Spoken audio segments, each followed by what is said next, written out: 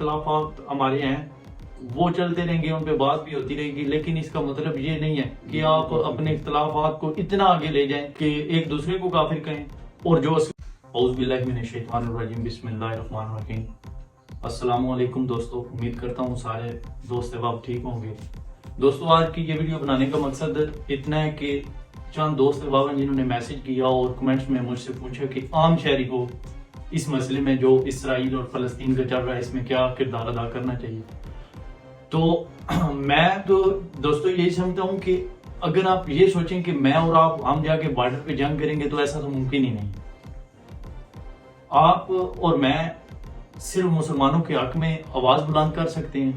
ہمارے جو معزز ادارے ہیں ان تک اپنی آواز پہنچا سکتے ہیں کہ اس جگہ مسلمانوں پہ ظلم ہو رہا ہے، وہ خدا را آپ ان کی مدد کریں، جس لیول پہ بھی جا کے کر سکتے ہیں، اور عملی طور پہ مدد کریں، نہ کہ صرف آپ اپنا میسج ریکارڈ کروائیں۔ تو یہ دوست کچھ پوچھ رہے تھے کہ آپ اس پہ بات کریں، تو آپ اور میں یا جتنے بھی مسلمان یہ میری بات سن رہے ہیں یا ان کے لیے آواز اٹھا رہے ہیں، ان کو یہ ریکویسٹ ہے کہ آپ اپنی آواز اٹھاتے رہیں، ایک نہ ایک دن انشاءاللہ اللہ پاک کے حکم سے آپ کی آواز اس لیول پہ پہنچے گی جس سے فلسطین کے مسلمانوں پر ظلم کم ہوگا اور اللہ پاک انہیں فتح دے گا۔ دوستو جو بھی ہوگا وہ اللہ پاک کے حکم سے ہوگا، اور آپ نے اللہ پاک کی ذات سے مایوس نہیں ہونا، آپ نے دعائیں کرتے رہنا ہے، انشاءاللہ اللہ پاک آپ کو آپ کی دعاؤں کا صلہ دے گا۔ اور دوسری بات یہ ہے کہ جو کوئی دوست پوچھ رہے تھے کہ اگر ہم کچھ چیزیں ایسی ہیں جو اسرائیل دنیا میں بنا کے بھیج رہا ہم ان سے بائیکاٹ کر دیتے ہیں تو پھر ان کا بڑا نقصان ہوگا، اور میں ان کی بات سے ایک حد تک تو ایگری کرتا ہوں، اگر تو یہ بات جیسے وہ بول رہے ہیں ویسے ہو جائے 100%، جو چیزیں پاکستان میں اور اسلامی ممالک میں ان کی استعمال ہو رہی ہیں وہ استعمال کرنا چھوڑ دیں تو نو ڈاؤٹ کہ ان کو نقصان ہوگا۔ لیکن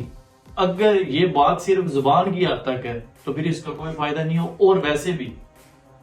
آپ کو پتہ ہے کہ پاکستان، یہ بڑی معذرت کے ساتھ میں یہ الفاظ استعمال کر رہا ہوں کہ پاکستان اپنے لیے کچھ بھی نہیں بنا، تقریباً 95% چیزیں ہم جو ہے نا وہ باہر دنیا سے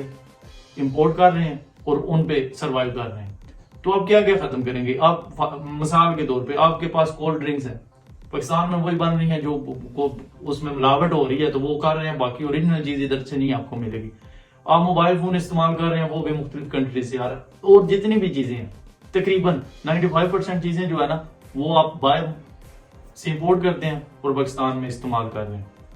اور بائیکاٹ کرنے سے بہتر تو میرے خیال میں یہ چیز ہے کہ آپ دیکھ رہے ہیں کہ اسرائیل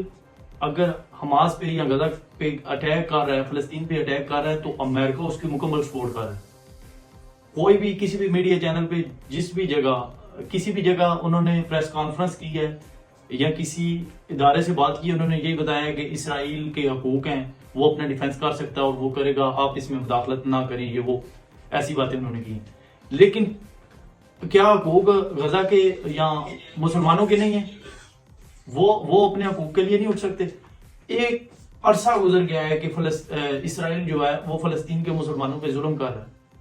اس سے پہلے تو کسی ملک نے نہیں بولا کہ یہ ظلم ہو رہا ہے، اسرائیل ظلم ہو، اس ٹائم بھی اسرائیل ہی ٹھیک تھا، آج بھی اسرائیل ہی ٹھیک ہے۔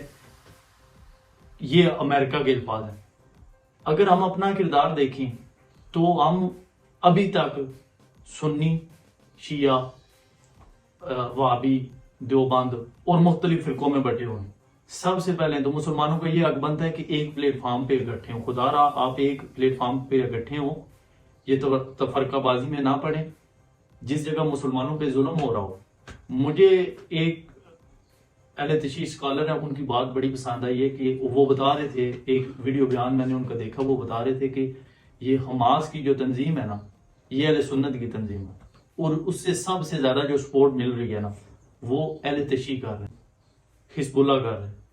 تو سب سے پہلے ہمیں چاہیے کہ ہم ایک امت بنیں، مسلمان بنیں، یہ تفرقوں سے نکلیں، جس طرح حماس، حزب اللہ اور ایک پلیٹ فارم پہ اکٹھے ہو گئے ہیں، چاہے ان کا تعلق اہل سنت سے ہے یا اہل تشیع سے، وہ دونوں گروپ ایک جسم بن کر، ایک مسلمان بن کر کافروں کے ساتھ جنگ کر رہے ہیں، اور اس کا فائدہ انشاءاللہ ان کو اللہ پاک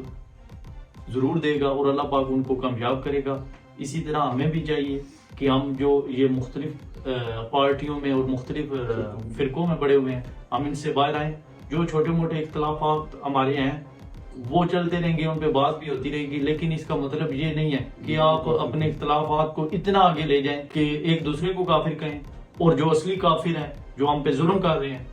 ہم ان کو بھائی سمجھنا شروع کر دیں. اللہ پاک مجھے اور آپ کو اس ساری باتوں پر عمل کرنے کی توفیق دے. خدا